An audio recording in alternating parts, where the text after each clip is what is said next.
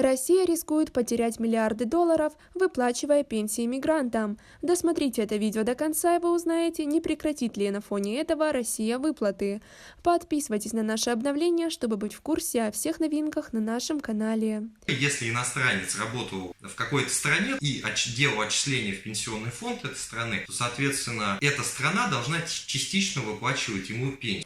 Выплата пенсий иностранным рабочим в России будет хорошей идеей только в том случае, если мигранты смогут получить российское гражданство и проживать на территории РФ.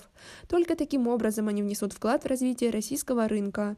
Об этом заявил руководитель Центра политэкономических исследований Василий Колташов. Сейчас мигранты в финансово-потребительском плане находятся в гостях, и в соседние государства из экономики России ежегодно вывозится от 15 до 25 миллиардов долларов, рассказал экономист, отметив, что эти средства могли бы значительно расширить внутренний рынок. В целом эксперт поддерживает инициативу, но уточнил, что эффективно она будет только в том случае, если специалисты разработают программу, которая позволит мигрантам укорениться в России на благо развития экономики. Как вы относитесь к такой ситуации? Свои ответы пишите нам в комментарии под этим видео.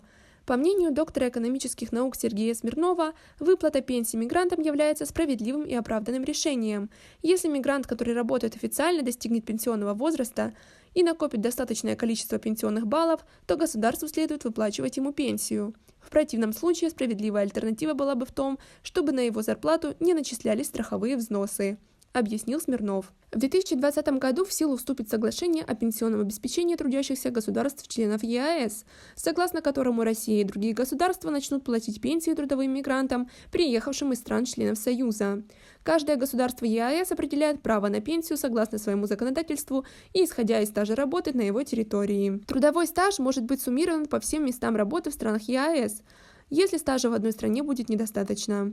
Кроме того, в случае необходимости в стране пребывания трудовому мигранту может быть оказано необходимое медицинское обследование. Это достаточно положительная тенденция, которая ставит практически равное положение и граждан России в пенсионной сфере, и иностранного гражданина, который делал отчисления.